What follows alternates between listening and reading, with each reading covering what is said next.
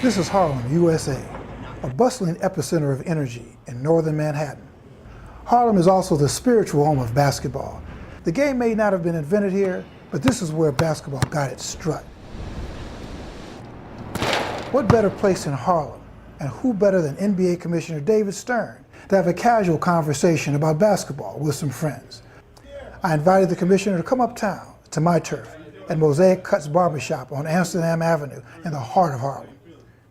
To my surprise, he accepted the offer, and for one afternoon, the commissioner was just one of the guys in the barber's chair.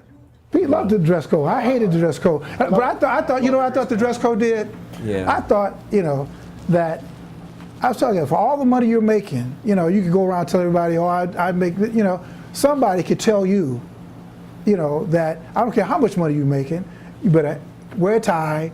And the question becomes, who are we trying to placate? Who are we playing to when we did that? Who are we playing to? Well, first of all, it wasn't about wearing a tie. So the dress code was wear a pair of shoes, wear a pair of jeans, and wear a shirt with a collar. Show what we were trying to do as part of a process is demonstrate respect for the game. The game to me means hard work and dedication. Now, hard work and dedication doesn't necessarily balance out into a shirt and tie. You're right, but because the hard work and dedication was there, and then a guy comes and sits on the bench looking like he's at the beach, it detracts from what's going on. Do you think that's an officially licensed shirt, or are all those logos illegal? This is official, Dave. Let me just check that out here.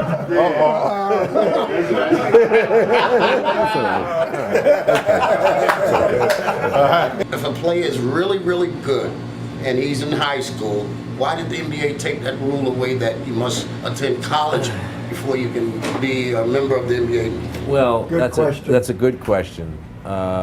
First of all, let me say that football has a rule that you got to spend 3 years in college. You got to be a college junior. The NBA has a rule, you got to be a year out of high school. You don't have to go to college.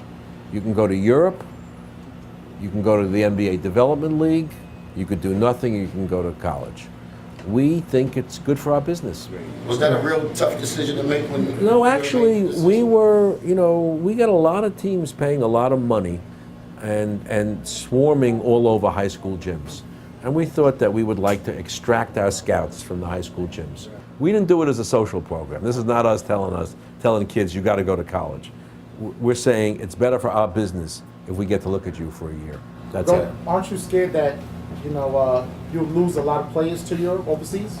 No. I mean, I'd rather get paid in euros than dollars. Yeah, no, that's the man is an international economist, okay? Okay? Yeah, that's a serious question. No, that is a serious question. If they go overseas, they may not come back. I'll tell you the truth. We're going to deliver $2 billion to our players this year and every year. And there's no system out there that's going to deliver this kind of money as a group. And in fact, the balance of payments is coming this way, called Nowitzki, Yao Ming, Ginobili, Parker. I mean, we're actually, one of the biggest problems in Europe is they feel that we're taking their best players. Like the Artest situation. Don't forget the Artest situation, Kenny, started off with him and Ben Wallace. That's right. He didn't win under Ben Wallace. That's right. When little Mickey Rivers threw the cup off the thing, he ran to the stands. But that's he why I was under said Ben Wallace. I had a major problem with someone throwing a liquid on someone, because we don't know what that liquid could have been. The wrong guy at that, so that guy does. But forget it, the You're wrong right. guy. This man is right, Forget the guy. but the criminal system actually dealt with the guy that tossed it. He should have been dealt with. He was thrown out. He was never to be allowed back in, and criminal charges were pressed. I'm going to keep cutting on Bill until he's bald. Okay, this is great. Okay, he doesn't have that much. He doesn't have that much left. The Knicks have got it. I don't know, it's LeBron coming here, something, because there's nothing to talk. I mean, every single basketball season has nothing but tears. There's nothing but tears here. Wait a minute. The floor is like this with tears. Knicks tears. No. They're doing it the old-fashioned way. They're doing it year after year. They won 23 games 2 years ago. 32 games last year. You gotta, and that's what teams do. And then now the question is, what are they gonna do? What are they gonna do this year? Dave, one last question.